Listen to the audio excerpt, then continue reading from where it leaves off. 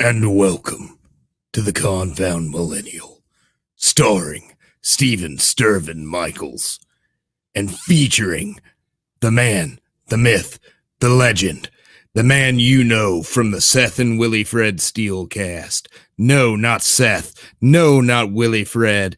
No, the one, the only, Ryan Diamondz. It's me. You found me.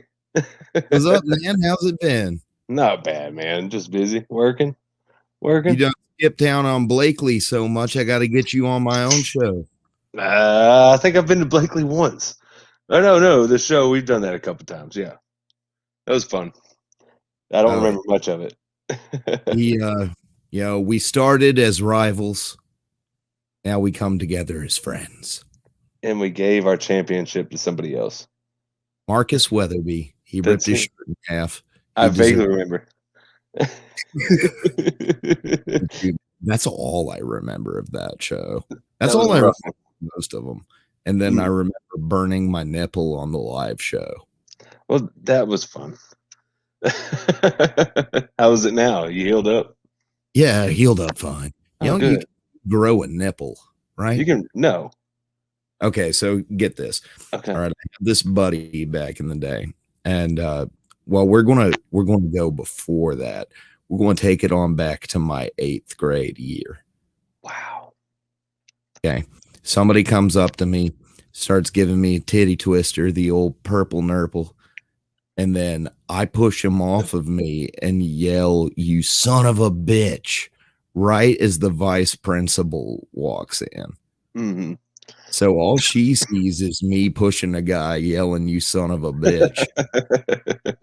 So that's probably where my anxiety issues started right there. But no, she pulls us into the office and starts talking. Titty twisters and purple nurples are a serious thing. Talking dirty. I'm like, what? And she's like, yeah, we had a kid lose his nipples a couple years ago. 2 years ago, a kid had to get his nipples removed. And fast forward about 3 years, I'm hanging out with this guy named Devin, right? And Devin's a real weird dude. He, let's just say, like, he was so insecure in his manhood and such a homophobe that no one had ever seen him with his shirt off. And like, he didn't have nipples. This guy. And finally he changes in like his shirt in front of us one day, and my other buddy Kadam's like, "Yo, dude, I see your nipples grew back nicely." I was like, "Say that again?" And he's like, "Yeah, man, I had a titty twister back when I was in the 8th grade that was so bad my nipples fell off." Oh my God. I was like, "You're a cautionary tale. I know of this." Full circle. I understand it now. You just rub some baby stuff on you, huh? Stem cells. Yeah. You can totally regrow a nipple, so a little burn from a Seth and Willie Fred show, that's nothing. Nice. You should pierce it. Commemorate. Get a Seth and Willie Fred commemorative nipple ring. Only if they design a specific nipple ring for me to have. I'm sure they're working on it right now. Yes, they got all minds working on it. But it's just a single wide trailer the other day. You thought about what? Oh, look at you! You got your tattoo. I got my logo. That's nice, boy. I've been listening to your podcast. You like to mention your tattoos. I do. I got one. You want to see it? Yeah. Unless it's on. Oh gosh. No. Where is it, Diamondz? Oh wait, it's hard to see it. It's sperm going into an egg. We all won that race. A buddy of mine out in Oklahoma, or from Oklahoma, designed it for me. That's beautiful. Thank you. 5 hours.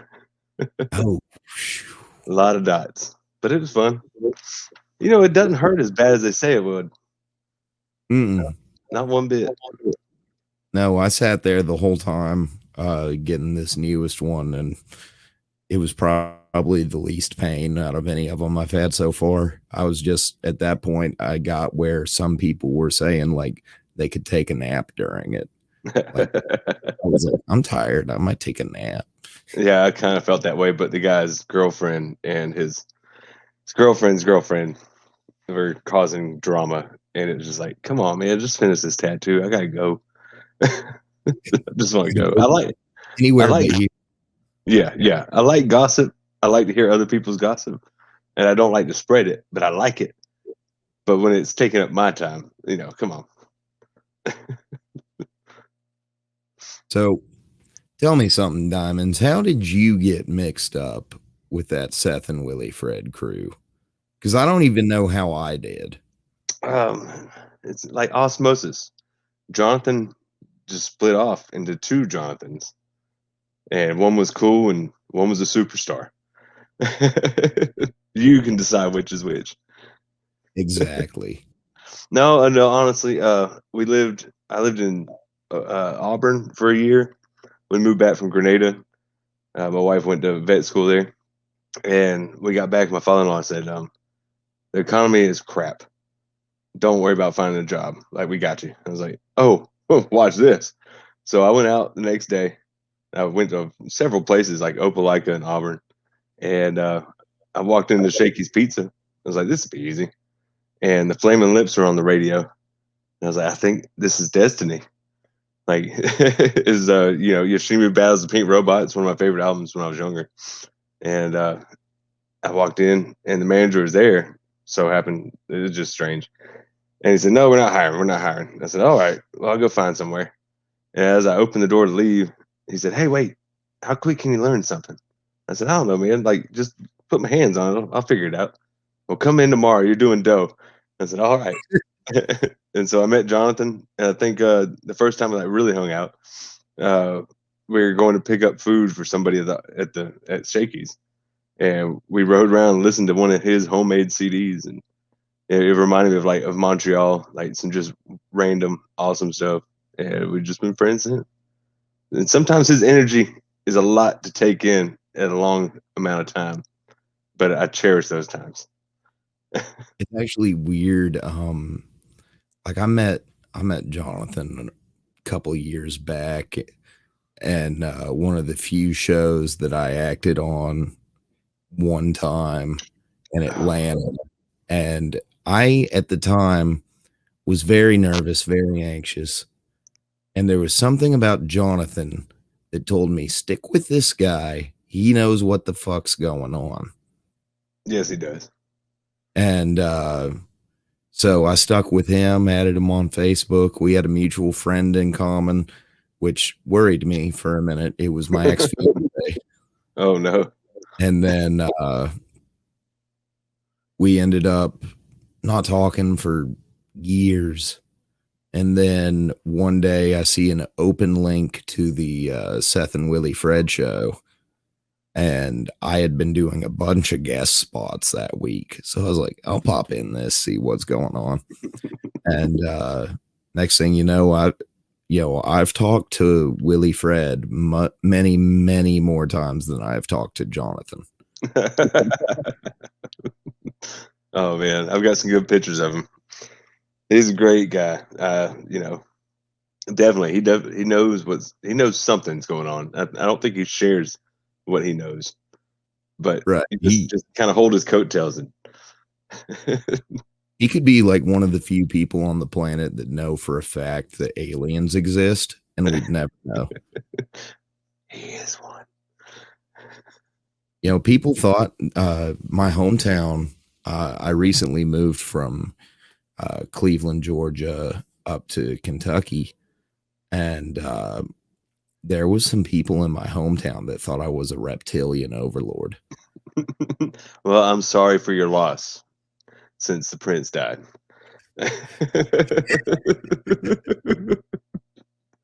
And I was watching I was watching a comedian earlier, and he was doing a bit about Prince Philip. I saw this. And they were like, he had just died. He starts reading the article on his phone. He's like, damn, I don't have a joke anymore. Dang it. I mean, he's been alive for 3,000 years. And he's like, why would he pick right when I'm talking about him? He did it on purpose. Jonathan told him he was doing a bit. I had seen a headline that said he's gone too soon, and then a picture of him, and it was like, when the hell is he supposed to go? You don't get to choose those moments, but geez, if you could, would you? I think he had the option to choose. Maybe he knew something we didn't. He knew about aliens. Yeah. The aliens like, now's our time. Jonathan, so, wherever you are, I need to know.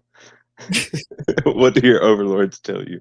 But this guy in Cleveland, like we're watching, or I'm looking at the CDs, and this guy that used to hit on me and my girlfriend at the same time came up, and he had a friend with him.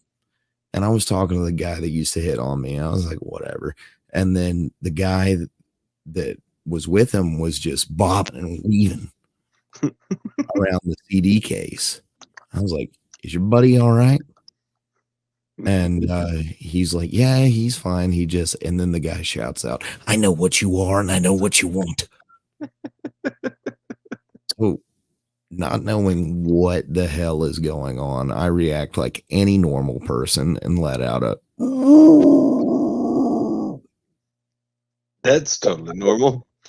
I've never seen someone run that fast in a Walmart before. What's the opposite of the reptiles? Turns out he thought I was going to eat him. He's like, yeah, I would mess with him anytime I saw him. And then somebody turned around and made it sad. They're like, why are you doing this to this poor bastard? My third eyelid. Does anybody have eye drops? Jeez, like, I've been put in that spot a few times. They were trying to make me feel bad for it. I'm like, if you're in this position, you can't not. I'm kind of scared, but I'm dealing with it with humor. Nothing wrong with that. I'm not making fun of him per se. I'm getting on his level, right? Yeah, getting on his level. I like that. He's weirding me out. I'm weirding him out. We're cool. We're like best friends. We just don't get along. But that's how I felt about you during the Steelcast days, my friend. Way to bring it back. Yeah, I mean, I never knew, like, when we were, hyping ourselves up and going back and forth, I'm like, I can't tell if Diamondz is really good at this and getting inside my head, or if he hates me. No, I actually get a lot of that from Jonathan or Willie, Fred, either one, both of them. But they're twins, It's hard to tell them apart. But he, like, I almost considered just acting tonight. Like, I hated him just because that's something he would do. Like, just exactly. Everybody go along with it. But I was like, I might hurt his feelings. I can't act that well without feeling guilty. So. Right. He has instilled some of that just dry, deadpan humor, even if it's not who you really are. And I get that a lot, like with work and stuff. The girls at the office think that I'm just a butthole, and when they get to know me, they're like, "Oh, that's not you." It's like I really just didn't want you to like me, honestly. Like, leave me alone, do my work, move along. That's what we're here for, right? Exactly. I hate it. Like the other day, I went to an interview and the woman was like, we're like a family here. I almost just got up and walked. Like, I'm not your family. I ain't your brother. I ain't your cousin. I ain't Jim Bob, Uncle Sue. I getting paid minimum wage and will act like it. I'm here for a paycheck. Now, I believe in teamwork. like if you want to have a family aspect at work, that's your business, but teamwork is where it's really at. That's the core. I had a boss one time that used to say, "Hey, teamwork makes my dick hard." Okay, I get it. That's true. I get it. That is almost bonding family wise, but I guess dick hard and family don't go well. I had a boss one time. I used to say teamwork makes the dream work all the time, and one day he tried to repeat it, and he's like, "Teamwork, I don't know, does something, whatever Steven says." Like, you couldn't remember that? it rhymes. It makes itself. Is that too much for you? Teamwork makes, I don't know, something. It is cream. But Dang. what you drinking, Diamondz? Oh man, so a few months ago, Steel Reserve, you remember our friend, had a mystery flavor. And they finally came out with what the mystery flavor is. Tangerine. Ooh. Yeah, I thought it was like creamsicle. I think people must have wrote in saying what they thought it was. And so Steel just came out with the majority. I don't know. Nobody won money over it. I assumed it was going to be something like, you know, how they do the mystery flavor lollipops. Just mix it all together. Yeah. Mm-hmm. That's what I thought Steel Reserve was up to over there. I got a classic one in the fridge too. The old watermelon. Watermelon. That blue Raz will get you though. Oh, they all will. They're all garbage. Man, there's one thing I keep bringing up the Seth and Willie Fred show, which we are not, but there's one thing you didn't know about. I don't know. Did you know you were supposed to do a drink off against Samothy at one point? I was when she was leaving. Yeah, so I edited together a picture, which they ended up using, but they put the Seth and Willie Fred Steelcast logo over what I'm about to say. It was a picture of 4 men. Behind the couch. Yeah, standing behind a couch with Samothy sitting on it. And it originally had you peeking over the corner of the couch. Do you have a copy of this picture? I do. I want to see it. I wish I had already loaded it onto the computer, but I do have a picture that I will for sure send you. Yeah, I'd really like to see that. Yeah. But, I spent like a whole day working on that. Like most of my Photoshop skills have evolved from me trying to make memes of Jonathan. That's where mine have come from. Not from me doing my own pictures for my own podcast. Where'd you get the picture of me, though? That's what I need to know. Which picture? The one of me hiding behind it. Oh, yeah, you creeper. That's what I do. One thing, I have these, like I've been having these bands on the show lately, and they'll come on and like I want to use a picture to promote it, and they won't have any pictures online of them. Really? That's not copyrighted. I guess they're so fresh, there's no Getty. And I'm like, and there's one guy I had on, and the only pictures I could find, like I didn't, his name was Renee Mata, love you, brother. But anytime or any picture I found of him was with somebody famous. And I'm like, I don't want to use that pic of him and Chester from Lincoln Park. I don't want to use the pic with him and Jacoby Shaddix of Papa Roach, because then people will be thinking I got them on. I want a picture of Renee. Clickbait, baby. Clickbait. That's how everybody else works. Go ahead. I don't know, man. I want to do this the truthful way. Tell them what you're really getting. A Joe Rogan knockoff, not worth watching. Your third favorite podcast. And only a quarter of the time long. Oh, dude, when I started, I did a couple 3 hours. Wow. I don't know how that man does it. I don't either. I mean, even when we did the Steelcast, those would go until everybody was passed out or quitting. Right. And it was just like, you just have a video of me sleeping on the console of my truck. And you were there. Oh yeah.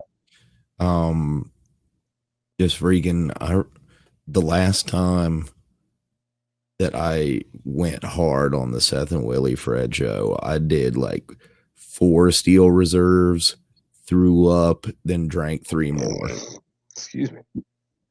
And in my head, I was like, threw it up. So I got room for more, man. I think my record was 7 in an hour. But I don't want to tell you my secret. Knew there was a secret. I think I know the secret. Yeah, you can guess. I'm not telling. Is it like the scene from Avengers where they're like, want to know my secret? I'm always angry. Yeah, that's it. You got to be angry to drink alcohol and not show it. Here's my secret, or here's your secret. You're always drunk. Is that it? No, 8 hours out of the day, I am sober. Okay, that's good. That is good. No, here I thought. Go ahead. I'm sorry. The art of the drunken master. Maybe. Like that. I'm not proud of it. There's like a combat style where you have to be drunk to train in it. I'm not proud of it. It's actually something I'm planning on working on, but it's all right. It's all right. We won't talk about it now, but if you ever need anybody to talk, I got 7 months now. And that's awesome. Man, Jonathan, he thought he was all sorts of upset. I think he blamed himself for it. And I was like, dude, nobody forced me with a gun to come on your show. Yeah. Like, your show wasn't the problem. The problem wasn't having a drink off every now and then. The problem was I was having a drink off with myself every single night. Every night. Yeah. I don't want to downplay you or no, man. Good, yeah. I get it. I'm just it's like it doesn't affect me, so I think that's a problem. You know what I mean? I think I'm like, not that I don't ever get drunk, but obviously, if it doesn't affect me, I should probably take a break. Tolerance break. That never hurt nobody. That's right. That's right. I hadn't smoked a cigarette in 2 years. I hadn't smoked dope in 3 years. So I think I can kick alcohol. Oh yeah. Dude, I've been trying to quit cigarettes for a while, and it's the hardest thing I've ever fucking done, man. Just stop. I keep giving up. I can't. I know. You can. You definitely can. I have dreams sometimes. I'm sitting there just really enjoying it. And I'm like, no. I wake up and I'm like, oh, sweat. Oh, maybe I should go get one.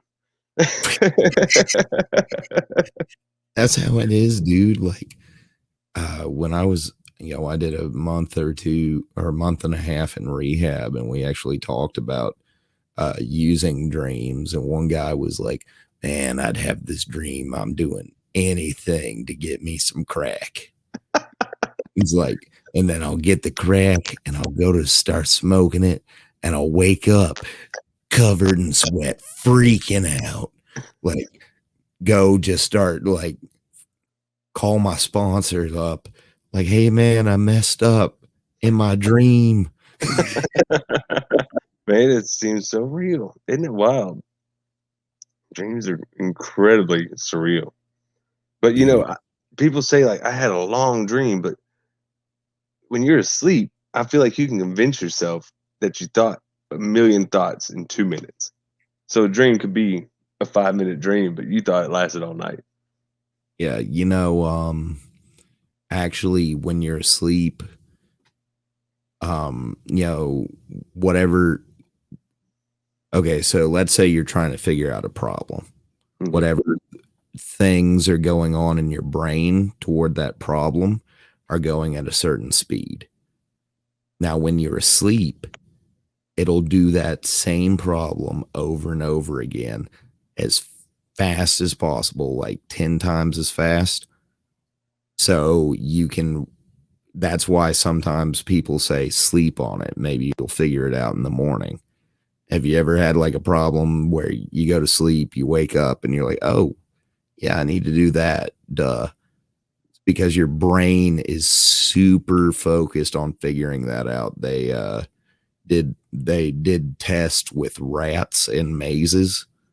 Their brains would be trying to figure out the maze, and then when they slept, it'd be figuring out the maze 100 times quicker.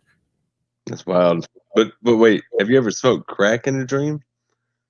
I have not. I've never smoked crack, actually. Imagine 1,000 times faster.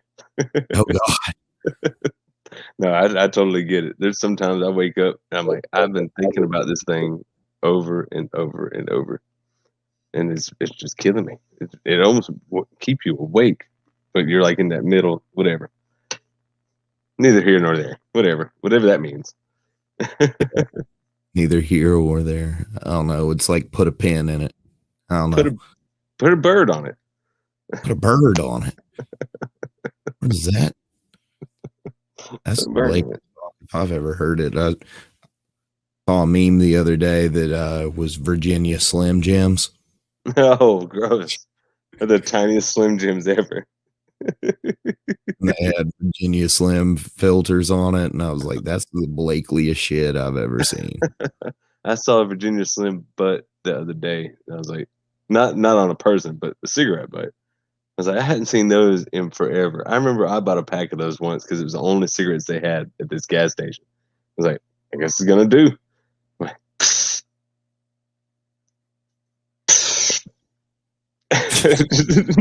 there's nothing to it. You're smoking a toothpick. I did that too. Like I had $2 to my name, and I happened to go into a gas station that had a pack of them for $2, and that was it. I at least feel pretty smoking this. I just hate that I'm putting my lipstick all over the cigarette butt.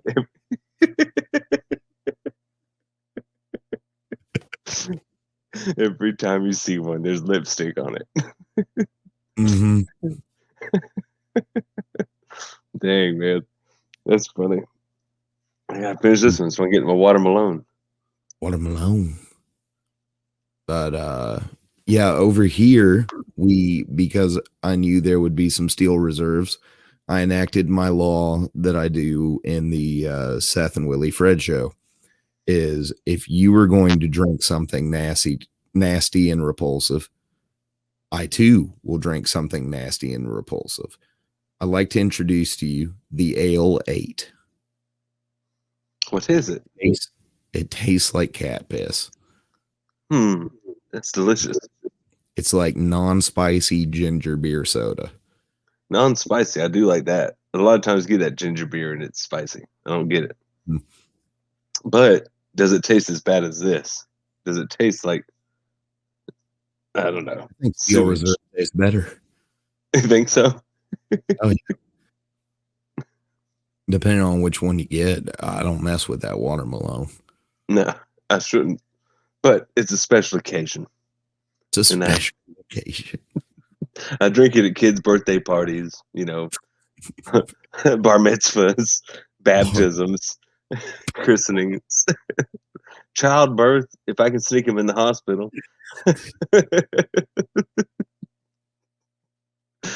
Wherever I could take one.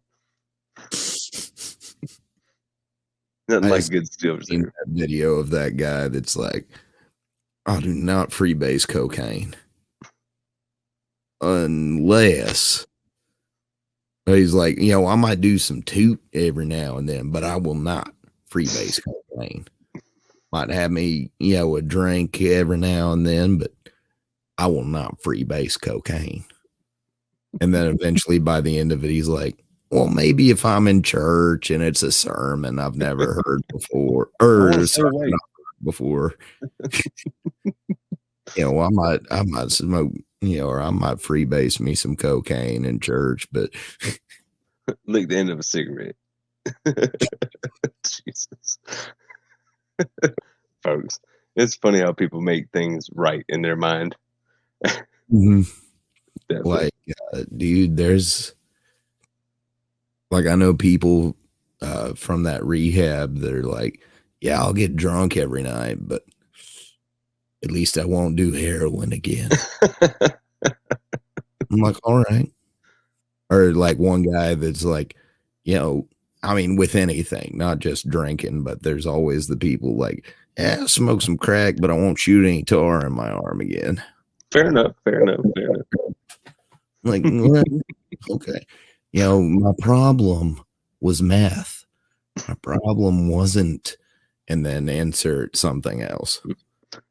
Sticking hot dogs in my booty. Ooh.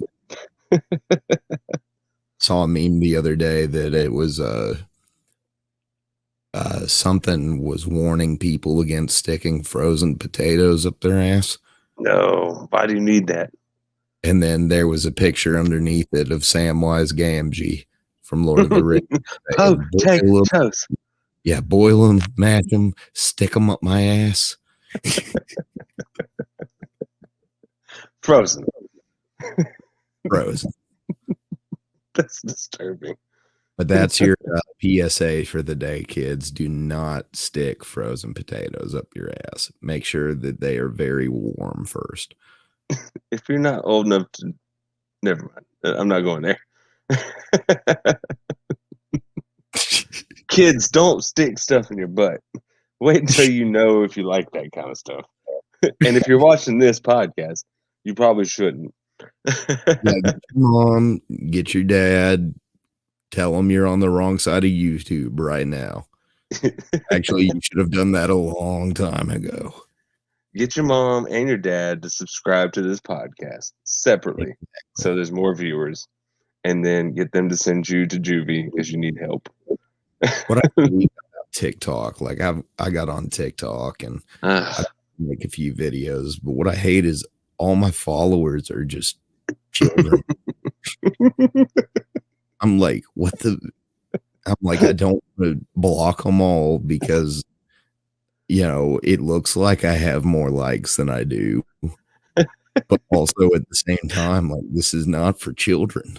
You like the attention, but you feel guilty that it's kids. Yeah. Wait, or is that your OnlyFans?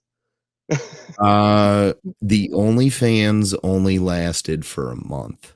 Oh no, you did it for real? I did it for real. I mean, I didn't post nothing awesome. on it, like too much, but nobody was asking. Nobody was asking. There was going to be, there was going to be some provocative photos of me. We were going to have like some videos of my old co-host Chandler just not shaving, but just combing his beard seductively. Some Moses red bush. That should be your name on OnlyFans. Moses Redbush. My bush is speaking to you. It says these are the rules. You know what? Can tell you a secret, Diamondz. Oh no. Just me and you, not everybody else listening. I did start an OnlyFans once. Nice. It did not go well, but it felt freeing. Nobody subscribed, but it was like, it's there. It's there. I felt the same way on chat roulette.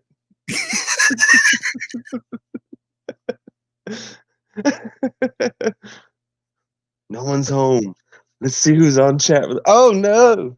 It's Ryan Diamondz. I know that face in bush anywhere. It's notorious. It's Ryan Diamondz, bitch. I know that freckle.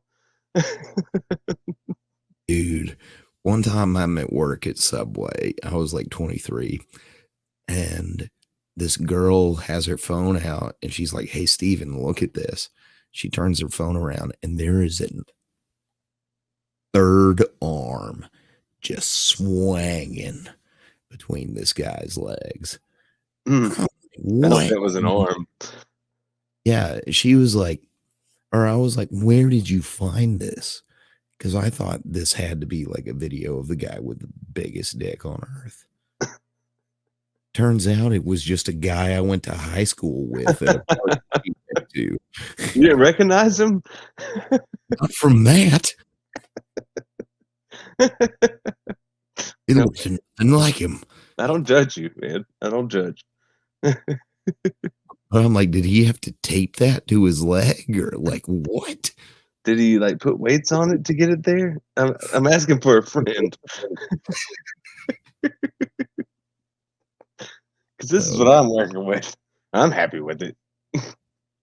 I get mines. I had a guy on the show a couple weeks ago. You might have watched this episode with Nick Johnson. Oh man. Where he just every couple of minutes, like, yeah, I got a small penis, but 5 inches. I'm 6'8", but I got a tiny dick, and it's uncut. yeah, I listen to it. Just got to remind you every couple of minutes. I feel like that's a date with Nick Johnson. He's so funny. The guy's hilarious. Speaking of which, to the fans out there, keep him in your thoughts, prayers, positive vibes, whatever. I posted that on the Facebook. If you're not following the Facebook, go ahead and do that because you get updates like this. But sadly, our buddy is in the hospital. He's doing a lot better than he should be. Like apparently he had like a 99% chance of making it through the stroke he had. And now he's responsive. So that's good. That's awesome. And it didn't it avoided the part of his brain that keeps his personality. So we love that. All his family was super excited about that. And but he's you know, he should have been out of it still. But he's responsive. He's looking up, giving people thumbs up. So keep it up, guys. We love Nick. We'll have him back on as soon as we can.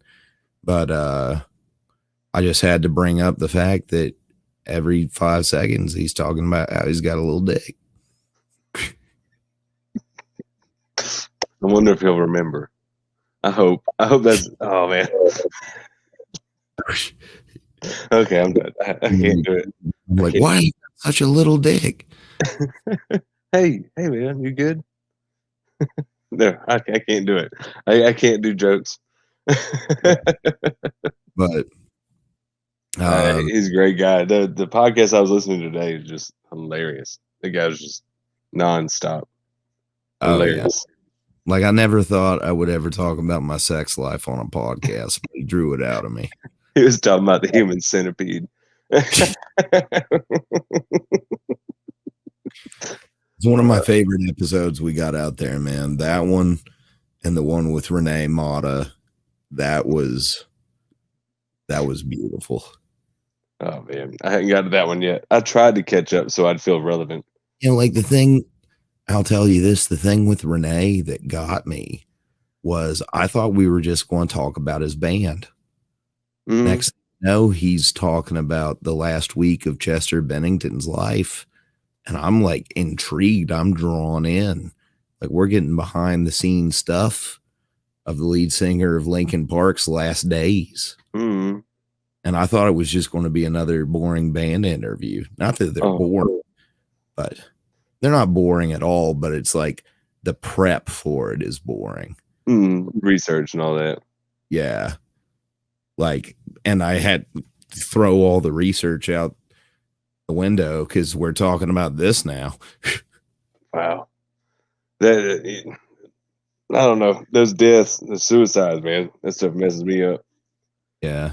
I mean, I wasn't like really close into that stuff, you know, and Chris Cornell and stuff like that. And then my shrink had killed himself too. And that's a guy that like taught me how to doing it. And it's like, whoa, how do you do this? Like, yeah, it was weird, man. And it's like a whole local murder thing. And it's weird. It's just real weird. Yeah, my My therapist just left to go get another job, and that in itself is weird enough. I couldn't imagine that. That's crazy, but You don't think it has anything to do with you, does it?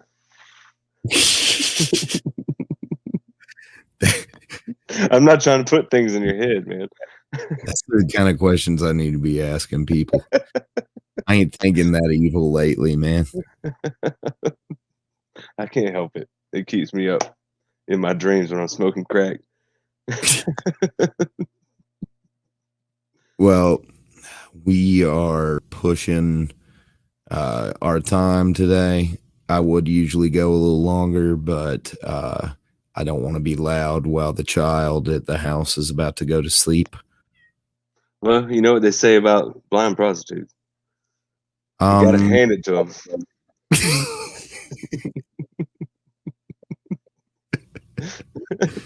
Good God. But what do you say, Diamondz? We going to see more of you on this show? Yeah, man. I mean, you've been asking for a while. I just been really nervous that I'm not very interesting, but you made me feel special. You are special, Diamondz.